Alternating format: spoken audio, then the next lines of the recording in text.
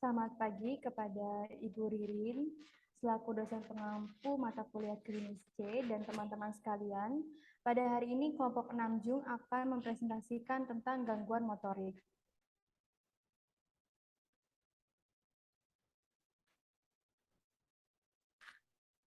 Sebelumnya izinkan saya memperkenalkan anggota kelompok kami. Yang pertama ada saya sendiri, Maria Sevanda dengan NPM 126. Yang kedua Kensila dengan NPM 135. Vicky Surya dengan NPM 164. Nur Kholifa dengan NPM 248. Dan yang terakhir Aldo Surya dengan NPM 274.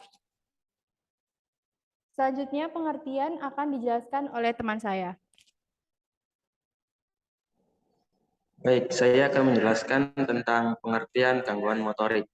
Next.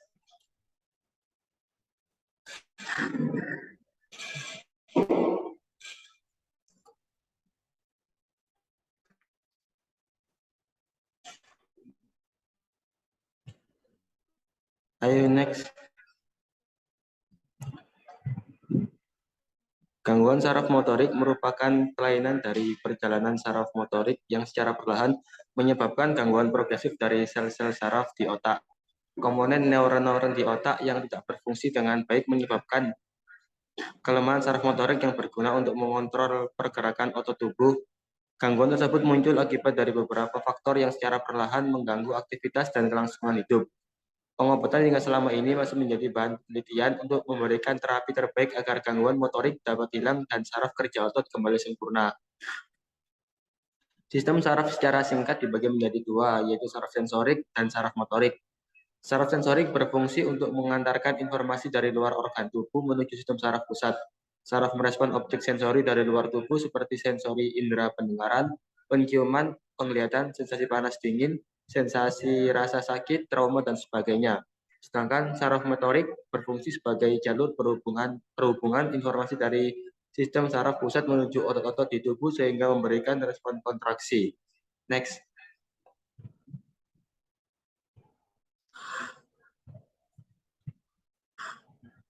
Gangguan pada saraf motorik mengakibatkan keterbatasan dari otot-otot yang dipersarafi dari neuron motorik untuk bekerja sebagaimana mestinya.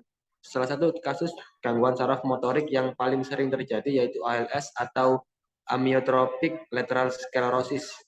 Penderita ALS lebih banyak menyerang pria daripada wanita dan terjadi pada rentang usia 40 hingga 60 tahun. ALS menyebabkan kerusakan saraf motorik yang memiliki gejala awal seperti kejutan otot yang spontan dan kelemahan otot pada pergelangan tangan dan kaki. Pada kegiatan sehari-hari, penderita ALS sering tidak kuat menggenggam gelas saat minum atau membuka pintu. Semakin lama akan terjadi penyusutan otot-otot rangka sehingga penderita ALS akan terlihat kurus. Atrofi otot kaki menyebabkan penderita ALS terus berjalan sehingga dapat mengakibatkan kelumpuhan. Next. Kelemahan otot semakin progresif pada ALS sehingga para ahli medis menduga adanya faktor internal seperti genetik dan autoimun yang menyebabkan kondisi ini dapat terjadi. Kondisi lain yang menyebabkan gangguan motorik adalah PLS atau primary lateral sclerosis. Pada PLS terjadi gangguan motorik pada neuron motor atas seperti otot-otot lengan, kaki, dan wajah.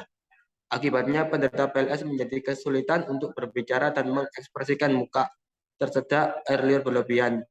PLS tidak separah ALS karena hanya sebatas neuron atas. Pada ALS dapat terjadi kesulitan bernafas dan menelan akibat terganggunya otot diafragma. Next. Selanjutnya macam-macam gangguan motorik.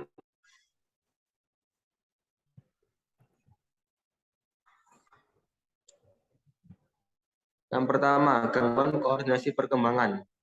Fitur diagnostik. Diagnosis gangguan koordinasi perkembangan dibuat oleh sintesis klinis dari riwayat perkembangan dan medis, pemeriksaan fisik, laporan sekolah atau tempat kerja, dan penilaian individu menggunakan standar psikometrik dan budaya yang sesuai tes. Manifestasi dari gangguan keterampilan yang membutuhkan koordinasi motorik atau KTA bervariasi dengan usia. Anak kecil mungkin tertunda dalam mencapai tonggak motorik, yaitu duduk, merangkak, dan berjalan. Meskipun banyak yang mencapai tonggak motorik yang khas. Mereka juga mungkin tertunda dalam mengembangkan keterampilan seperti menaiki tangga, mengayuh, mengancingkan baju, menyelesaikan teka-teki, dan menggunakan sleting. Bahkan ketika keterampilan tercapai, eksekusi gerakan mungkin tampak canggung, lambat, atau kurang tepat dari rekan-rekan. Anak-anak yang lebih besar dan orang dewasa mungkin menunjukkan kecepatan lambat atau ketidakakuratan dengan aspek motorik aktivitas seperti merakit puzzle, membangun model, bermain bola, terutama dalam tim, menulis tangan, mengetik, mengemudi, atau melakukan keterampilan perawatan diri. Next.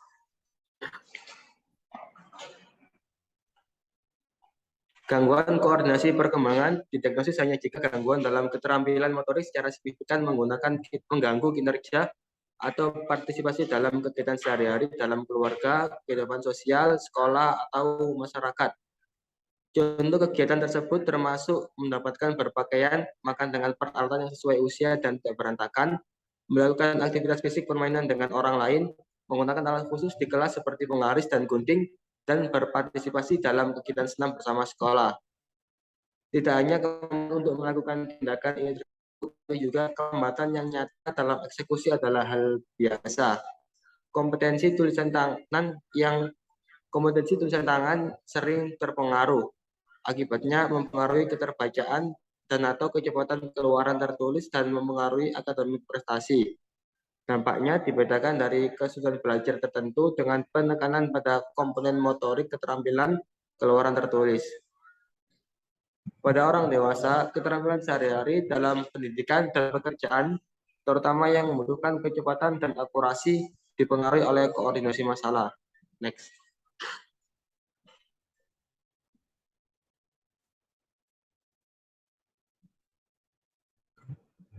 Kriteria C menyatakan bahwa timbulnya gejala gangguan koordinasi perkembangan harus pada periode perkembangan awal. Namun, gangguan koordinasi perkembangan biasanya tidak terdiagnosis sebelum usia 5 tahun, karena ada variasi yang cukup besar pada usia saat akuisisi banyak keterampilan motorik atau kurangnya stabilitas pengukuran pada anak usia dini. Misalnya, beberapa anak mengejar ketinggalan, atau karena penyebab lain keterlambatan motorik mungkin belum sepenuhnya terwujud. Kriteria D menetapkan bahwa diagnosis gangguan koordinasi perkembangan dibuat jika kesulitan koordinasi tidak lebih baik dijelaskan oleh gangguan penglihatan atau disebabkan oleh kondisi neurologis. Dengan demikian, pemeriksaan fungsi visual dan pemeriksaan neurologis harus dilakukan termasuk dalam evaluasi diagnostik. Jika gangguan perkembangan intelektual atau intelektual lingkungan, genetik dan fisiologis, kecacatan, kesulitan motorik melebihi yang diharapkan untuk usia mental, namun tidak ada batasan IQ atau kriteria perbedaan yang ditemukan. Gangguan koordinasi perkembangan tidak memiliki subtip terpisah, namun individu mungkin terganggu terutama dalam keterampilan motorik kasar atau keterampilan motorik halus, termasuk keterampilan menulis tangan. Istilah lain yang digunakan untuk menggambarkan gangguan koordinasi perkembangan termasuk masa kanak-kanak dispraksia, gangguan perkembangan spesifik fungsi motorik, dan sindrom anak kikuk. Next.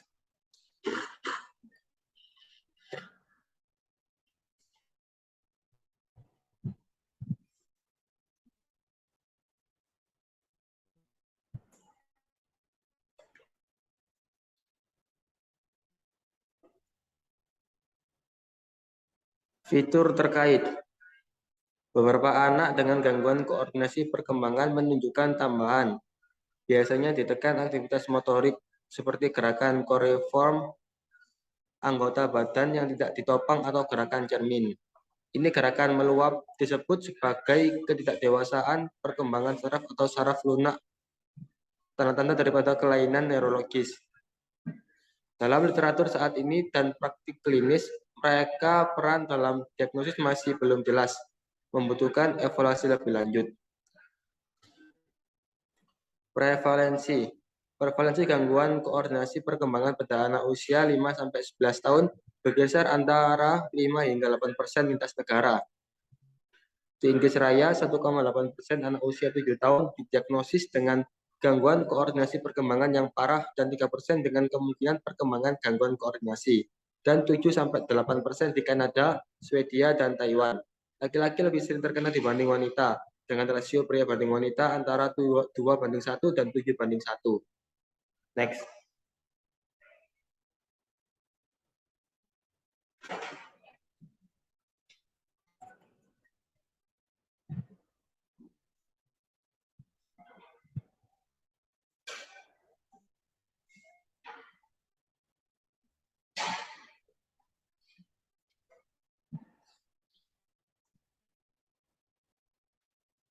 Pengembangan dan kursus.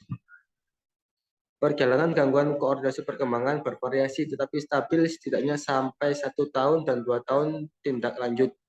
Meskipun mungkin ada perbaikan dalam jangka panjang, masalah dengan gerakan terkoordinasi berlanjut hingga masa remaja pada sekitar 50-70% anak-anak. Onset terjadi pada anak usia dini. Pencapaian motorik yang tertunda mungkin merupakan tanda pertama atau gangguannya adalah pertama kali dikenali ketika anak mencoba tugas-tugas seperti memegang pisau dan garpu, mengancingkan pakaian, atau bermain bola. Di masa kanak-kanak, pertengahan ada kesulitan dengan aspek motorik merakit puzzle, membuat model, bermain bola, dan menulis tangan, serta dengan pengorganisasian barang-barang.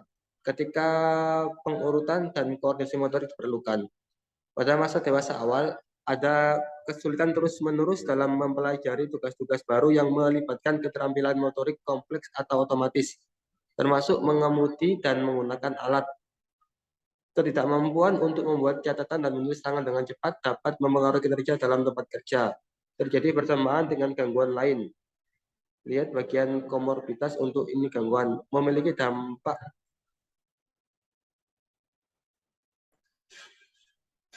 Oke, next. Faktor risiko dan prognostik. Link next.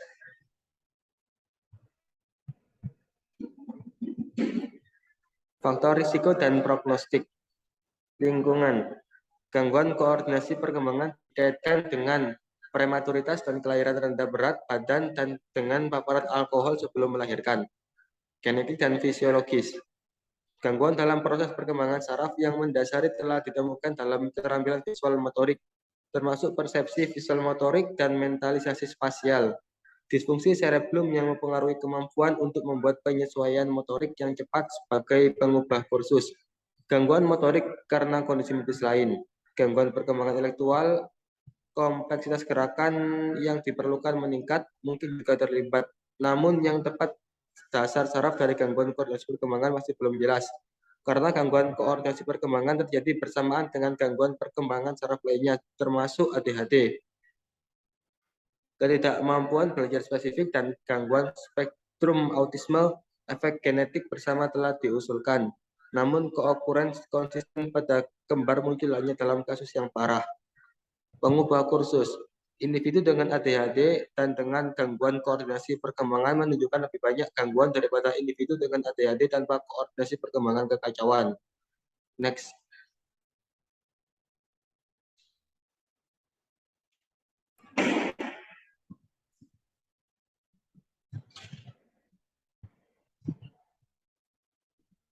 Masalah diagnostik terkait budaya. Gangguan koordinasi perkembangan terjadi lintas budaya, etnis, dan sosial ekonomi konteks. Pada saat yang sama, variasi budaya dalam perkembangan motorik, baik yang dipercepat dan tertunda relatif terhadap norma-norma AS, telah dilaporkan. Ini tampaknya terkait dengan praktik pengasuhan yang terkait dengan harapan mobilitas mandiri selama perkembangan. Kesempatan yang tidak memadai untuk mobilitas di antara anak-anak dalam kemiskinan yang definisi aktivitas kehidupan sehari-hari menyeratkan perbedaan budaya memerlukan pertimbangan konteks di mana individu anak itu tinggal serta apakah anak telah memiliki kesempatan yang tepat untuk belajar dan mempraktekkan kegiatan tersebut. Lebih tinggi prevalensi gangguan koordinasi perkembangan dengan studi anak-anak dari beberapa negara berpenghasilan menengah mungkin mencerminkan dampak kerugian sosial ekonomi pada motor perkembangan. Next.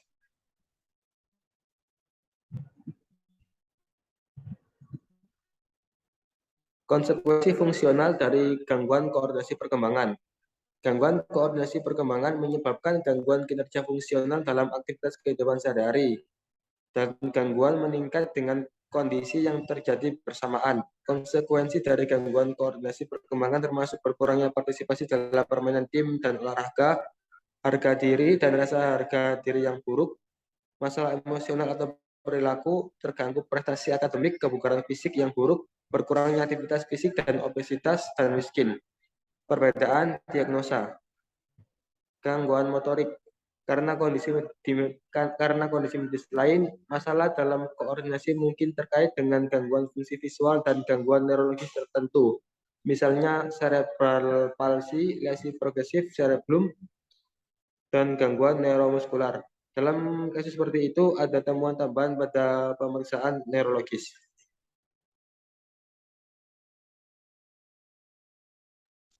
Gangguan perkembangan intelektual atau disabilitas intelektual. Jika gangguan perkembangan intelektual adalah saat ini kompetensi motorik dapat terganggu sesuai dengan disabilitas intelektual, namun jika kesulitan motorik melebihi apa yang bisa dipertanggungjawabkan oleh intelektual gangguan perkembangan dan kriteria untuk gangguan koordinasi perkembangan terpenuhi. Gangguan koordinasi perkembangan dapat didiagnosis juga. Gangguan pemusatan perhatian atau hiperaktivitas. Individu dengan ADHD mungkin jatuh, menabrak benda, atau menjatuhkan hal-hal. Pengamatan yang cermat di seluruh konteks yang berbeda diperlukan untuk memastikan apakah kurangnya kompetensi motorik disebabkan oleh distraksi dan impulsif daripada gangguan koordinasi perkembangan. Jika kriteria untuk ADHD dan koordinasi perkembangan gangguan terpenuhi, kedua diagnosis dapat diberikan. Gangguan spektrum autisme. Individu dengan gangguan spektrum autisme mungkin tidak tertarik pada berpartisipasi dalam tugas-tugas yang membutuhkan keterampilan koordinasi yang kompleks, seperti olahraga bola, yang akan mempengaruhi menguji kinerja dan fungsi tapi tidak mencerminkan kompetensi motorik inti. Kejadian bersama dari gangguan koordinasi perkembangan dan gangguan spektrum autisme adalah umum. Jika kriteria untuk kedua gangguan terpenuhi, kedua diagnosis dapat diberikan. Selanjutnya,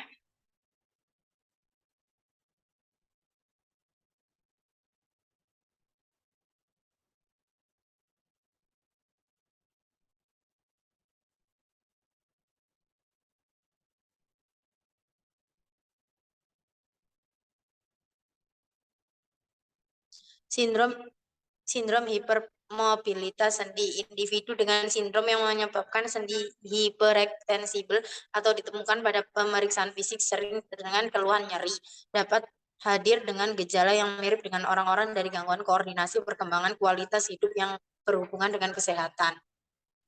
Komorbiditas gangguan yang biasanya terjadi bersamaan dengan gangguan koordinasi perkembangan meliputi gangguan komunikasi, gangguan belajar tertentu terutama membaca dan menulis, masalah kurangnya perhatian termasuk ADHD, kondisi hidup berdampingan yang paling sering dengan sekitar 50% kejadian bersama.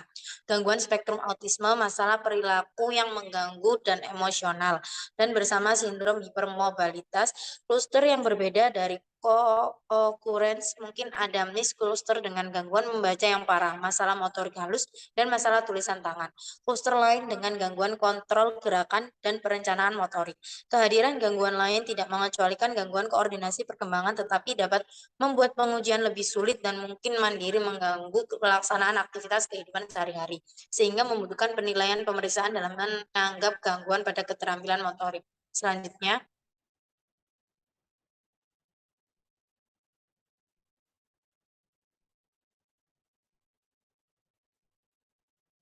B. Gangguan gerak stereotipik.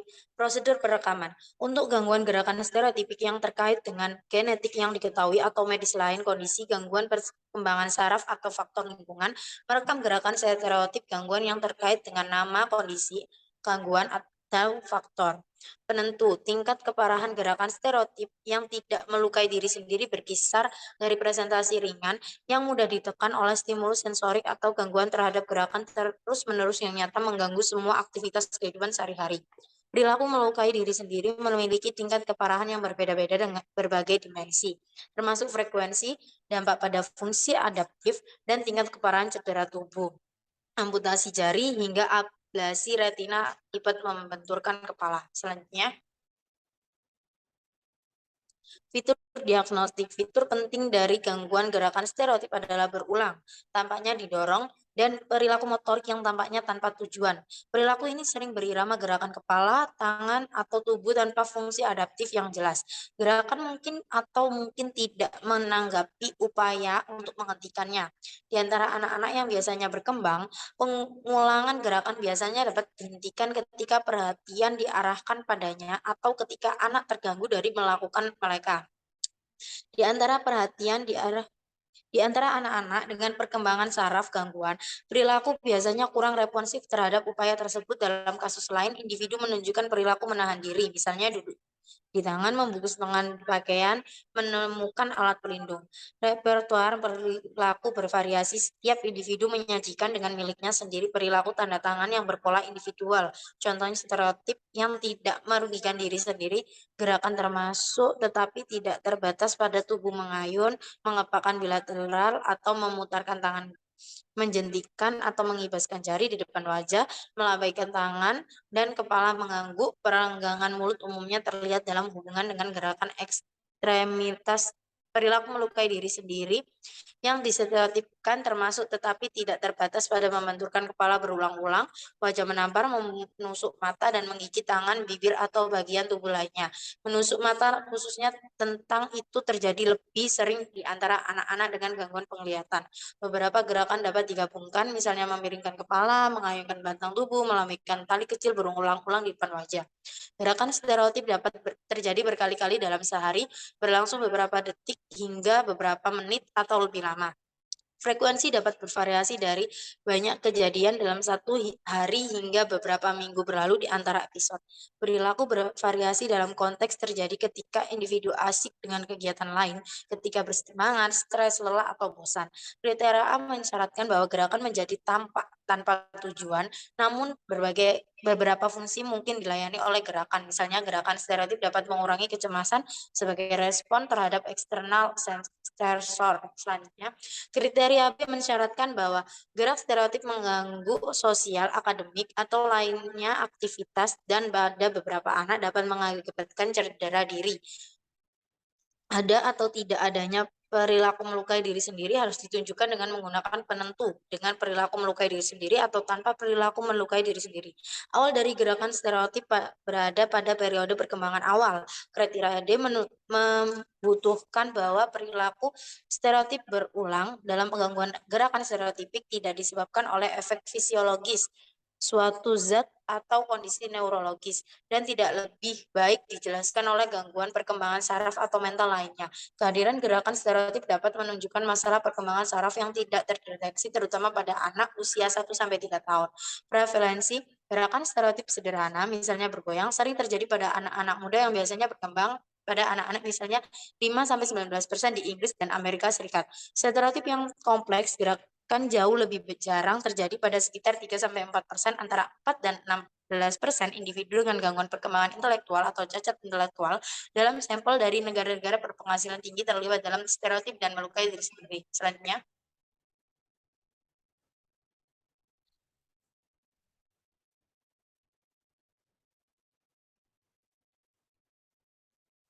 resiko lebih besar pada individu dengan gangguan perkembangan intelektual yang parah.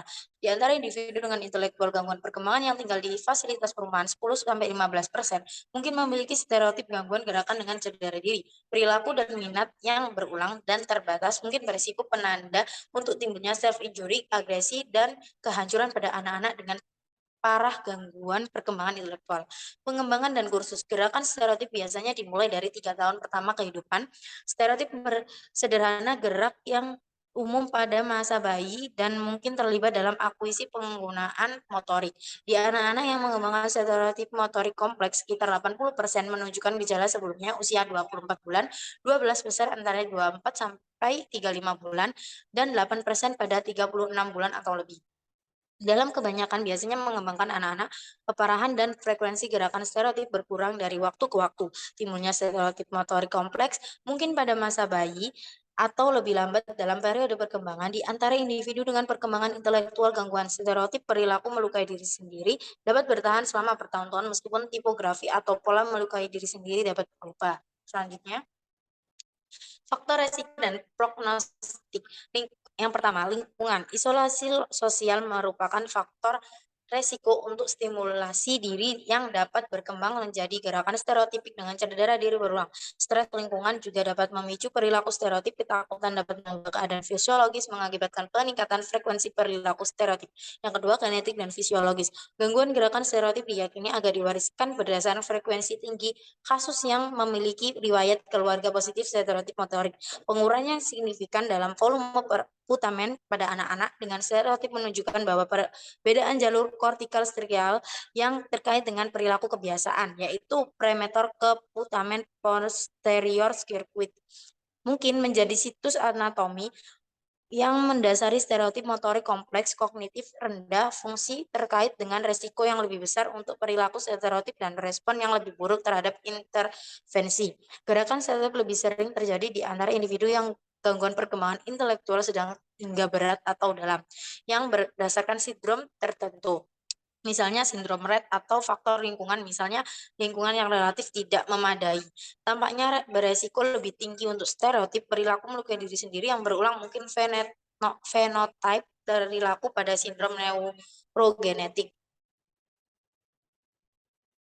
Misalnya pada sindrom Les-Nean, ada gerakan distonik stereotipik dan mutilasi diri jari, menggigit bibir, dan lain bentuk-bentuk melukai diri sendiri kecuali individu dikendalikan. Dan dalam sindrom Rett dan Cornelia de sindrom Lang, melukai diri sendiri dapat terjadi akibat stereotip tangan ke mulut. Stereotip perilaku juga dapat diakibatkan oleh kondisi medis yang menyakitkan, misalnya infeksi telinga tengah, masalah reflux gastroesophageal, yang masalah diagnostik terkait budaya, perilaku repetitif stereotipik dengan atau tanpa melukai diri sendiri bermanifestasi secara bervariasi di banyak budaya. Sikap budaya terhadap perilaku yang tidak dapat mengakibatkan keterlambatan diagnostik.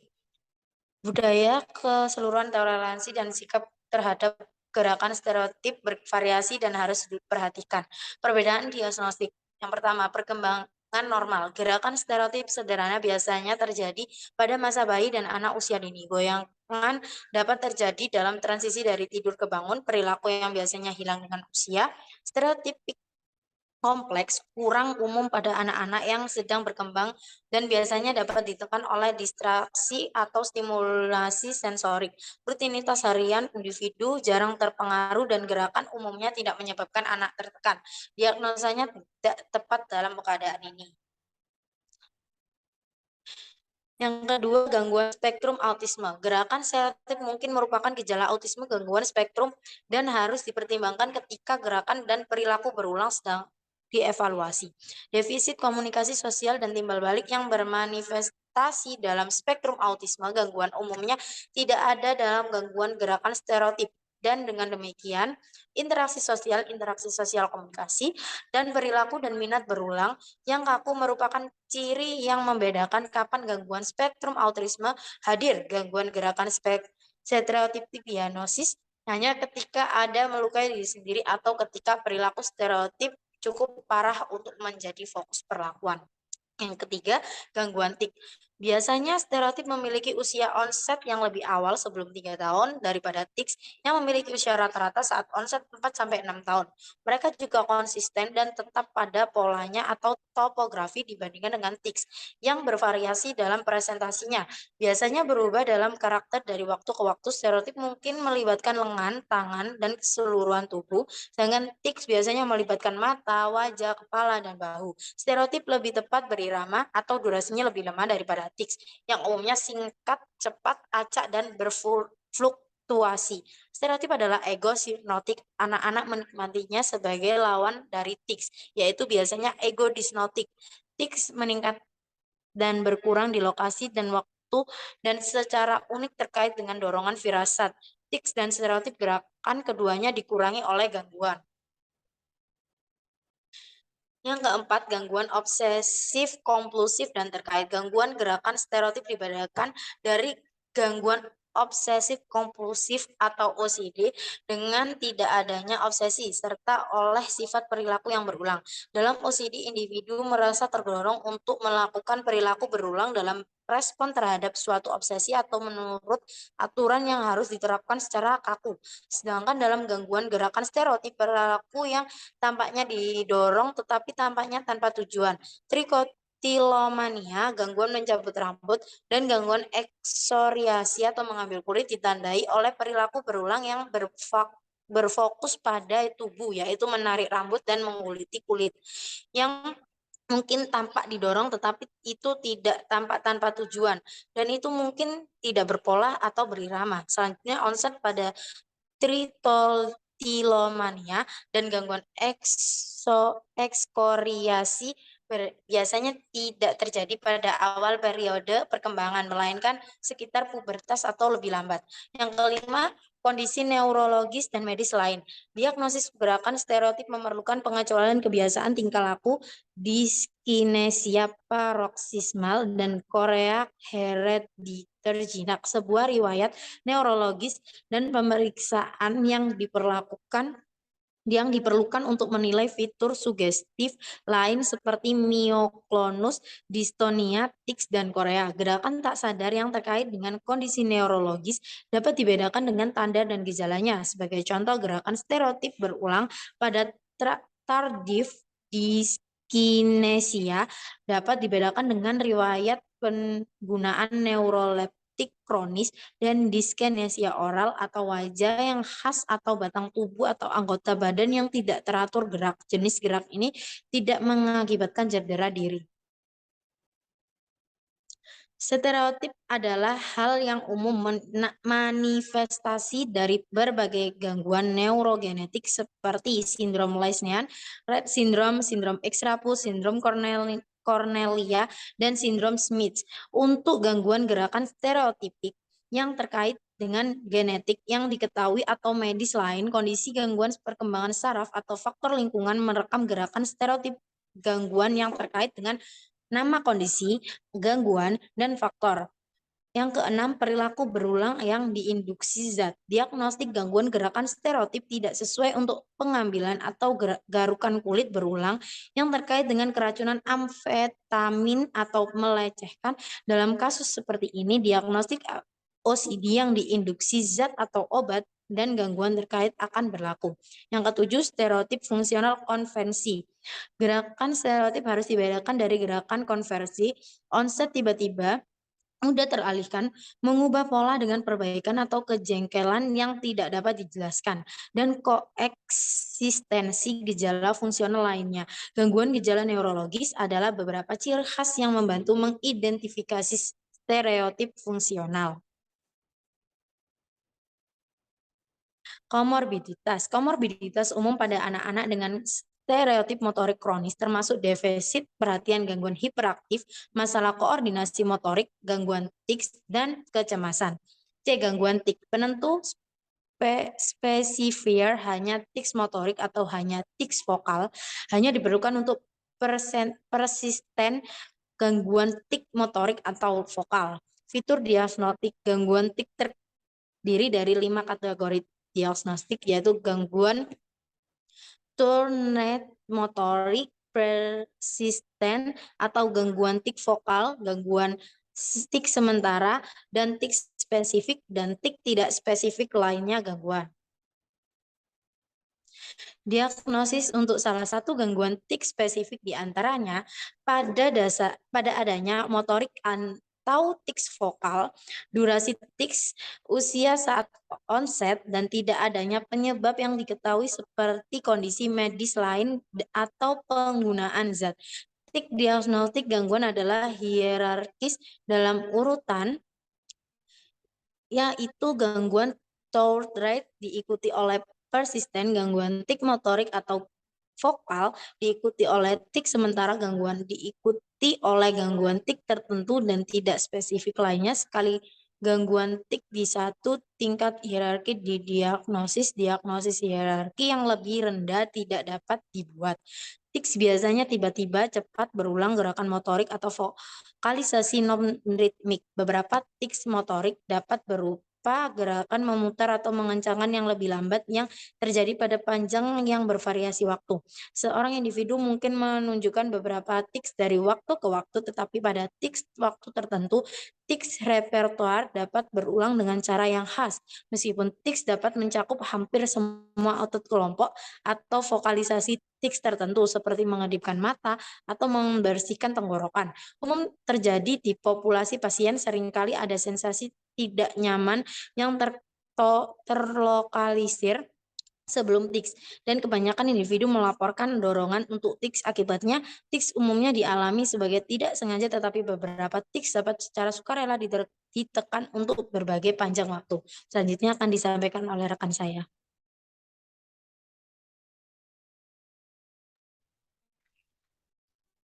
Diskusi ekspresi tentang TIC dapat berfungsi sebagai pemicu. Demikian juga mengamati gerakan atau suara di orang lain dapat mengakibatkan individu dengan gangguan TIC. Tes. Membuat gerakan atau suara yang sama yang mungkin salah dirasakan oleh orang lain sebagai tujuan. Ini bisa sangat bermasalah ketika individu berinteraksi dengan figur otoritas yang tidak memiliki pemahaman tentang gangguan TIC atau TIC, misalnya seperti guru, supervisor, polisi, dan sebagainya. TIC secara klasik dikategorikan sebagai sederhana atau kompleks. TIC motorik sederhana adalah ditandai dengan keterlibatan terbatas dari kelompok otot tertentu, seringkali berdurasi pendek dan dapat mencakup kedipan mata, seringai wajah, mengangkat bahu, atau ekstensi ekstremitas. Tics vokal sederhana termasuk membersihkan tenggorokan, mengendus, berkicau, menggonggong, atau mengendus seringkali disebabkan oleh kontraksi diafragma atau otot-otot orofaring. Tics motorik kompleks lebih lama durasi dan sering termasuk kombinasi tics sederhana seperti memutar kepala secara simultan dan mengangkat bahu. Tics kompleks dapat muncul dengan tujuan tertentu seperti gerakan kepala atau batang tubuh gerakan.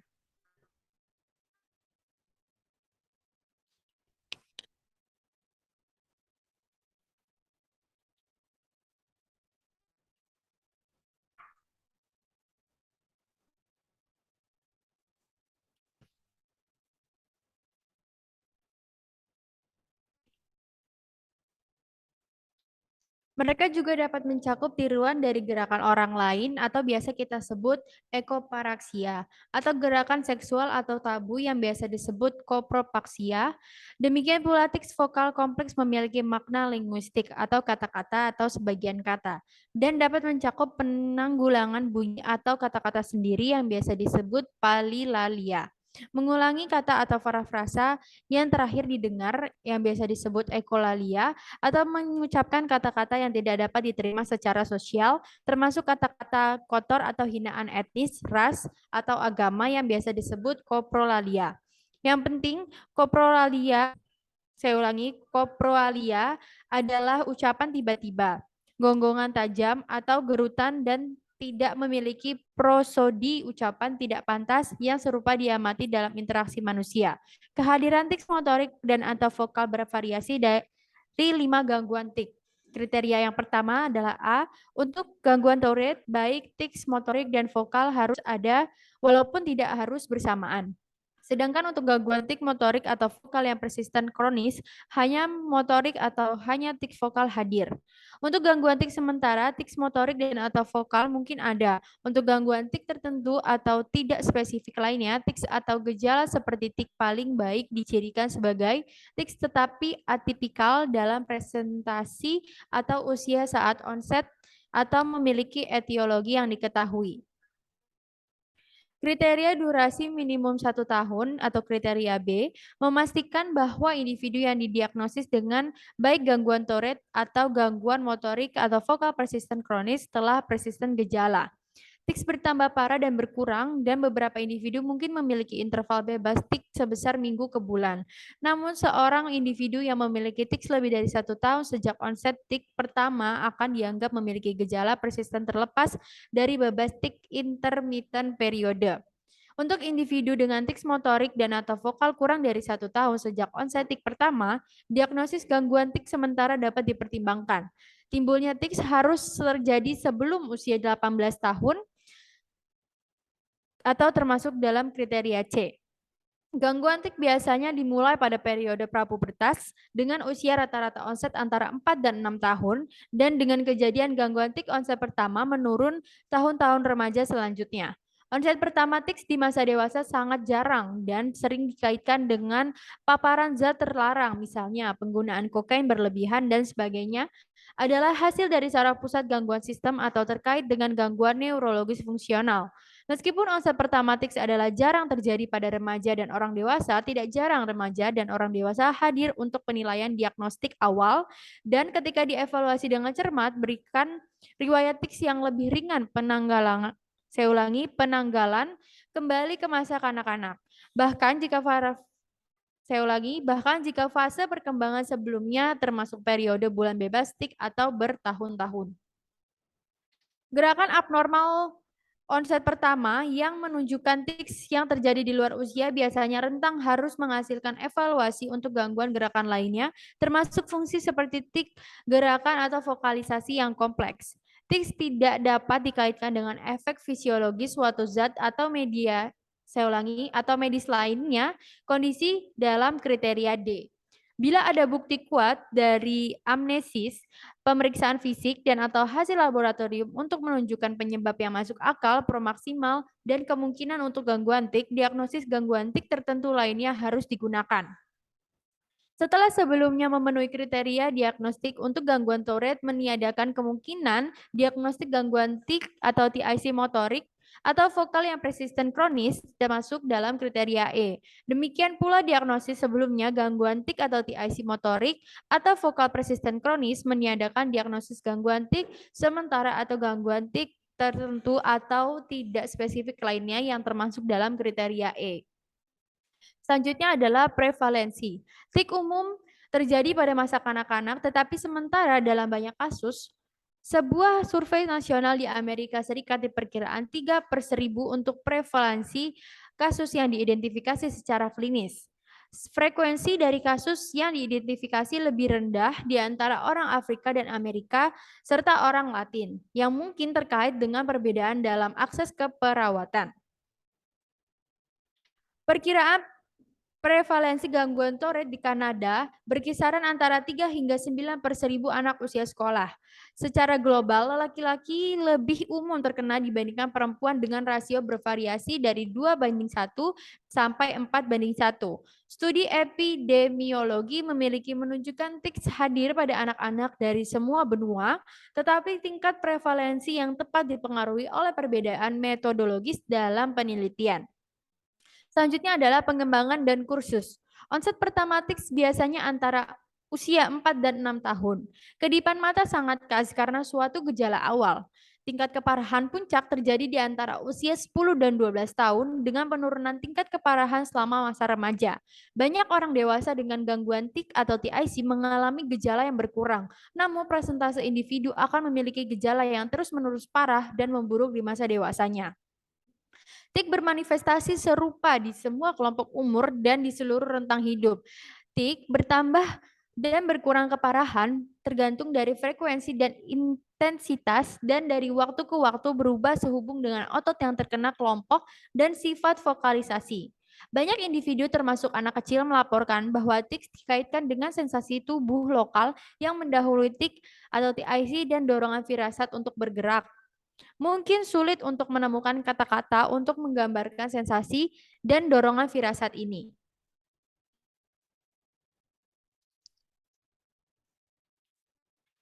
Keterkaitan dengan dorongan firasat mungkin dialami sebagai tidak sepenuhnya atau tidak disengaja, dalam hal itu dorongan dan TIC dapat dilawan.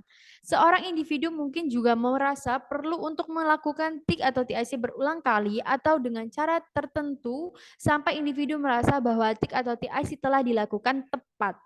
Seringkali ada perasaan lega dan pengurangan ketegangan setelah ekspresi tik atau serangkaian tik.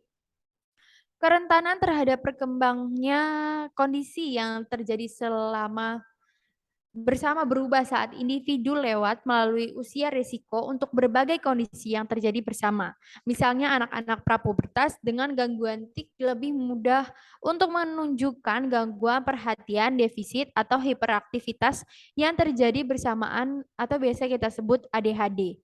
Gangguan obsesif kompulsif atau kita sebut OCD dan gangguan kecemasan perpisahan. Remaja dan orang dewasa lebih rentan untuk mengembangkan gangguan mood dan kecemasan serta gangguan substansi kita. Yang selanjutnya adalah faktor risiko dan prognostik. Yang pertama ada lingkungan. Awal perkembangan otak sejumlah faktor risiko lingkungan telah diidentifikasi termasuk usia ayah, lanjut serta efek samping pra dan perinatal. Misalnya gangguan pertumbuhan janin, demam intrapartum ibu, ibu merokok, ibu yang parah stres psikososialnya, kelahiran prematur, presentasi sungsang, dan juga persalinan sesar. Genetik dan fisiologis. Faktor genetik mempengaruhi ekspresi dan keparahan tik atau TIC. Heritabilitas dari gangguan tik diperkirakan 7-85% dan tidak ada perbedaan dalam risiko keluarga atau heritabilitas antara jantan dan betina. Alat risiko penting untuk gangguan Tourette dan langkah varian genetik dalam keluarga dan gangguan tik telah diidentifikasi. Varian genetik umum juga telah diidentifikasi. Mereka dibagi di seluruh gangguan tik dengan cara bertingkat yang berkolerasi dengan keparahan penyakit. Memang gangguan tik atau TIC kemungkinan ada di sepanjang perkembangan berkelanjutan spektrum berdasarkan fenomenologi mereka dan latar belakang genetik mereka. Gangguan tik kronis telah berbagai varian. Saya ulangi, gangguan tik kronis telah berbagi varian genetik dengan OCD, ADHD, dan lainnya. Gangguan perkembangan syaraf termasuk gangguan spektrum autisme.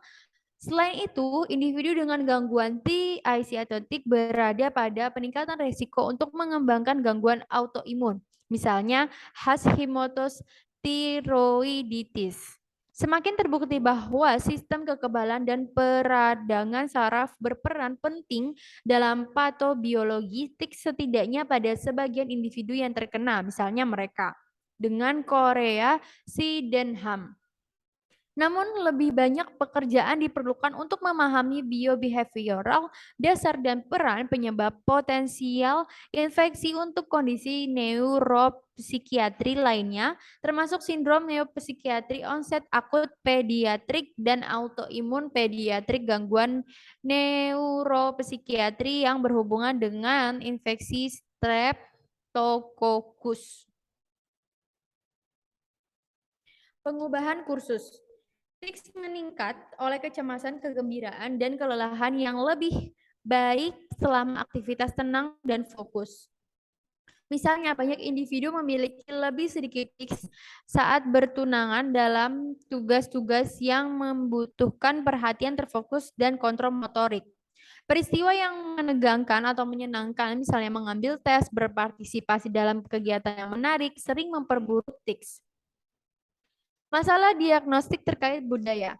Gangguan tampaknya tidak bervariasi dalam karakteristik klinis perjalanan atau etiologi menurut etnis, ras, dan latar belakang budaya. Tetapi latar belakang ini dapat mempengaruhi bagaimana gangguan tik atau TIC itu dirasakan dan dikelola dalam keluarga dan masyarakat.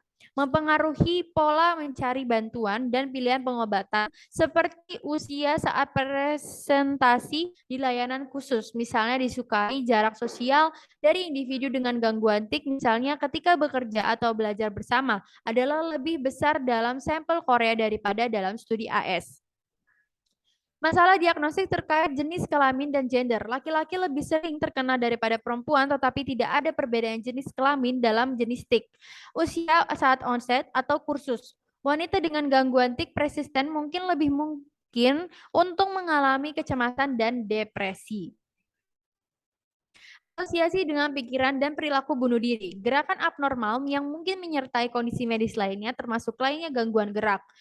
Dyskinesia paroksismal, sebuah studi kasus kohort yang cocok di Swedia dari tahun 1969 hingga 2013 menunjukkan bahwa individu dengan gangguan Tourette atau gangguan tik motorik atau vokal persisten kronis memiliki peningkatan resiko upaya bunuh diri dan kematian akibat bunuh dirinya. Bahkan setelah penyesuaian untuk komorbiditas psikiatri dibandingkan dengan kontrol populasi umum yang cocok mata pelajaran, kegigihan tics setelah dewasa muda dan upaya bunuh diri sebelumnya adalah yang terkuat prediktor kematian bunuh diri. Data kasus kontrol menunjukkan bahwa sekitar 1 dari 10 remaja dengan persisten gangguan tik motorik atau fokus kronis memiliki pikiran atau perilaku bunuh diri, terutama di konteks kemarahan atau frustasi dan terkait dengan kecemasan dan depresi, masalah sosial atau penarikan diri, agresi, dan masalah internalisasi, keparahan tik dan gangguan terkait. Selanjutnya, konteksasi. Saya ulangi, konsekuensi fungsional dari gangguan TIC atau TIC. Banyak individu dengan keparahan tik ringan sampai sedang tidak mengalami distres atau gangguan dalam berfungsi dan bahkan mungkin tidak menyadari tics mereka. Individu dengan lebih parah gejala umumnya memiliki lebih banyak gangguan dalam kehidupan sehari-hari. Tetapi bahkan individu dengan gangguan tik yang parah dapat berfungsi dengan baik. Adanya kondisi yang terjadi bersamaan seperti ADHD atau OCD dapat memiliki dampak yang lebih besar pada fungsi daripada tik itu sendiri. Lebih sedikit umumnya, tik mengganggu fungsi dalam aktivitas sehari-hari dan mengakibatkan isolasi sosial, interpersonal konflik, korban teman sebaya, ketidakmampuan untuk bekerja atau pergi ke sekolah, dan kualitas hidup yang lebih rendah. Sering individu dengan tik mengalami kesulitan memusatkan perhatian mereka pada tugas-tugas yang berhubungan dengan pekerjaan saat mereka secara aktif mencoba untuk menekan tics mereka. Individu juga mungkin mengalami substansial tekanan psikologis dan bahkan pikiran untuk bunuh diri. Komplikasi langka dari gangguan Tourette termasuk cedera fisik seperti cedera mata karena memukuli dirinya sendiri di wajah dan ortopedi dan cedera neurologis misalnya penyakit cakram yang berhubungan dengan gerakan kepala dan leher yang kuat. Perbedaan diagnosa. Yang pertama, gerakan abnormal yang mungkin menyertai kondisi medis lainnya termasuk lainnya gangguan gerak. Stereotip motorik didefinisikan sebagai gerakan berirama yang tidak disengaja berulang dan dapat diprediksi yang tampak memiliki tujuan tetapi tidak memiliki fungsi adaptif yang jelas. Mereka sering menenangkan diri atau menyenangkan dan berhenti dengan gangguan. Contohnya, termasuk melambaikan tangan atau memutar berulang-ulang, lengan mengepak, dan menggoyangkan jari. Stereotip motorik biasanya dapat dibedakan dari tics berdasarkan usia yang lebih awal saat onset, sering lebih muda dari 3 tahun, durasi yang lama, detik ke menit, menjadi berulang dan berirama dalam bentuk lokasi, tidak memiliki sensasi firasat atau dorongan, dan penghentian dengan gangguan misalnya mendengar nama, dipanggil, atau disentuh. Korea mewakili tindak cepat, acak, terus-menerus tiba-tiba, tidak teratur, tidak dapat diprediksi, non-stereotip yang biasanya bilateral dan mempengaruhi semua bagian tubuh, yaitu wajah, batang tubuh, dan anggota badan lainnya. Waktunya, arah, dan distribusi gerakan bervariasi dari waktu ke waktu dan gerakan biasanya memburuk selama upaya tindakan sukarela. Distonia adalah kontraksi berkelanjutan simultan dari otot agonis dan antagonis yang mengakibatkan postur atau gerakan bagian-bagian yang terdistorsi tubuh. Postur distonik sering dipicu oleh upaya gerakan sukarela dan tidak terlihat saat tidur. Yang kedua, diskinesia paroksimal. Diskinesia paroksismal ditandai dengan involunteer episodik gerakan distonik atau choreoatedoid. Saya ulangi, choreoatedoid yang dicetuskan oleh gerakan volunteer atau pengerahan tenaga dan lebih jarang muncul dari aktivitas latar belakang normal. Selanjutnya akan dijelaskan oleh rekan saya. Selanjutnya ada myoclonus. Myoclonus ditandai dengan gerakan searah tiba-tiba yang sering tidak berirama. Ini mungkin diperburuk oleh gerakan dan terjadi saat tidur. Myoclonus adalah dibedakan dari tics oleh kecepatannya, kurangnya penekanan, dan tidak adanya peringatan sensasi atau dorongan. Yang kedua, gangguan obsesif kompulsif dan terkait. Membedakan kompulsi dalam OCD dari kompleks tics mungkin sulit, terutama karena mereka sering terjadi bersamaan pada individu yang sama. Itu kompulsi OCD ditunjukkan untuk mencegah atau mengurangi kecemasan atau kesusahan dan biasanya dilakukan dalam menanggapi obsesi, misalnya takut kontaminasi. Sebaliknya, banyak individu dengan gangguan tik merasa perlu untuk melakukan tindakan dengan cara tertentu. Sama-sama pada keduanya sisi tubuh beberapa kali atau sampai perasaan benar tercapai. Gangguan perilaku berulang yang berfokus pada tubuh, yaitu menarik rambut terus-menerus, menguliti, menggigit kuku, adalah lebih terarah pada tujuan dan kompleks daripada tics. Yang ketiga, gangguan tik fungsional. Gangguan fungsional juga harus dipertimbangkan ketika seseorang hadir dengan serangan tik yang dapat berlangsung untuk waktu yang lama yang berlangsung dari 15 menit sampai beberapa jam.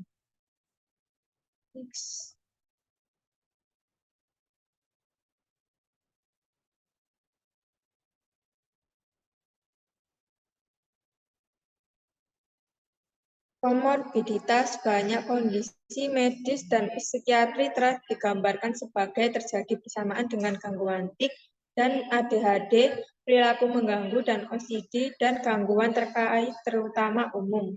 Anak-anak dengan ADHD dapat menunjukkan perilaku yang mengganggu, ketidakdewasaan sosial, dan kesulitan belajar yang dapat mengganggu kemajuan akademik dan hubungan interpersonal dan menyebabkan penurunan yang lebih besar daripada yang disebabkan oleh gangguan tik.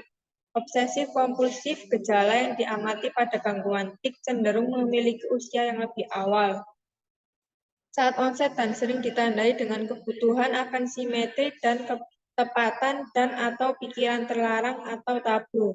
Misalnya, obsesi agresif, seksual, satu agama, dan kompulsi terkait. Individu dengan tik gangguan juga dapat memiliki gangguan gerakan lainnya, misalnya Korea Syndrome, stereotip gangguan gerakan, dan kondisi perkembangan syaraf dan kejiwaan lainnya, seperti autisme, gangguan spektrum, dan gangguan belajar spesifik. Seperti disebutkan sebelumnya, remaja dan orang dewasa dengan tik gangguan berada pada peningkatan resiko untuk mengembangkan suasana hati, kecemasan, atau gangguan penggunaan zat. Next. Lalu ada gangguan tik tertentu lainnya. Kategori ini berlaku untuk presentasi di mana gejala khas dari tik gangguan yang menyebabkan penderitaan yang bermakna secara klinis atau daya sosial. Pekerjaan atau area fungsi penting lainnya mendominasi tetapi tidak memenuhi kriteria lengkap untuk gangguan tik atau salah satu gangguan dalam perkembangan saraf kelas diagnostik gangguan. Kategori gangguan tik tertentu lainnya digunakan dalam situasi di mana dokter memilih untuk mengomunikasikan alasan spesifik bahwa presentasi tidak memenuhi kriteria untuk gangguan tik atau spesifik gangguan perkembangan saraf. Ini dilakukan dengan merekam gangguan tik tertentu lainnya, diikuti dengan alasan spesifik, misalnya dengan onset setelah usia 18 tahun. Lalu gangguan tik tidak ditentukan. Kategori ini berlaku untuk presentasi di mana gejala khas dari tik gangguan yang menyebabkan penderitaan yang bermakna secara klinis atau daya sosial, pekerjaan, atau area fungsi penting lainnya mendominasi tetapi tidak memenuhi kriteria lengkap untuk gangguan tik atau salah satu gangguan dalam perkembangan syaraf kelas diagnostik gangguan. Kategori gangguan tik yang tidak ditentukan digunakan dalam situasi di mana dokter memilih untuk tidak menentukan alasan mengapa kriteria tersebut tidak terpenuhi untuk gangguan tik atau gangguan perkembangan syaraf tertentu, dan termasuk presentasi di mana tidak ada informasi yang cukup untuk membuat lebih spesifik diagnosa. Lalu yang ketiga, kriteria diagnostik gangguan motorik. Kriteria diagnostik gangguan koordinasi perkembangan yang pertama, perolehan dan pelaksanaan keterampilan motorik terkoordinasi jauh di bawah yang diharapkan mengingat usia kronologis individu dan kesempatan untuk mempelajari dan menggunakan keterampilan. Kesulitan dimanifestasikan sebagai kecanggungan, misalnya menjatuhkan atau menabrak objek, serta kelambatan dan ketidaktepatan kinerja keterampilan motorik misalnya menangkap objek, menggunakan gunting atau peralatan makanan, menulis tangan, mengendarai sepeda, atau berpartisipasi dalam olahraga. Yang kedua, defisit keterampilan motorik dalam kriteria A secara signifikan dan terus-menerus mengganggu aktivitas kehidupan sehari-hari yang sesuai dengan usia kronologis, misalnya perawatan diri dan pemeliharaan diri, dan berdampak pada produktivitas akademik, sekolah, aktivitas provokasi dan kejuruan, waktu luang, dan bermain. Yang ketiga, timbulnya gejala pada masa perkembangan awal, dan yang keempat, defisit keterampilan motorik tidak lebih baik dijelaskan oleh gangguan perkembangan intelektual, cacat intelektual, atau gangguan penglihatan dan tidak disebabkan oleh kondisi neurologis yang mempengaruhi gerakan, misalnya palsi cerebral, distrofi otot, gangguan degeneratif. Lalu yang kedua, kriteria diagnostik gangguan gerakan stereotipik. Yang pertama, perilaku motorik yang berulang-ulang tampaknya didorong dan tampaknya tanpa tujuan, misalnya berjabat tangan atau melambai, mengayunkan tubuh, membenturkan kepala, menggigit diri sendiri, memukul tubuh sendiri. Yang kedua, perilaku motorik berulang mengganggu aktivitas sosial, akademik, atau lainnya dan dapat mengakibatkan cedera diri. Yang ketiga, onset terjadi pada periode perkembangan awal. Yang keempat, perilaku motorik berulang tidak disebabkan oleh efek fisiologis suatu zat atau kondisi neurologis dan tidak lebih baik dijelaskan oleh gangguan perkembangan syaraf atau mental lainnya. Misalnya, trikotilomania, gangguan menarik rambut, dan gangguan obsesif kompulsif. Next. Dapat ditentukan jika dengan perilaku melukai diri sendiri atau perilaku yang akan mengakibatkan cedera jika tindakan pencegahan tidak digunakan dan tanpa perilaku yang merugikan diri sendiri, dan juga dapat ditentukan terkait dengan kondisi genetik atau medis lainnya yang diketahui, gangguan perkembangan syaraf atau faktor lingkungan, misalnya sindrom Lesch-Nyhan, gangguan perkembangan intelektual, cacat intelektual, paparan alkohol intrauterin. Catatan pengkodean, gunakan kode tambahan untuk mengidentifikasi genetik terkait atau kondisi medis lainnya, gangguan perkembangan syaraf atau faktor lingkungan, dan keparahan dapat ditentukan dari ringan, gejala mudah ditentukan oleh stimulus sensorik atau gangguan.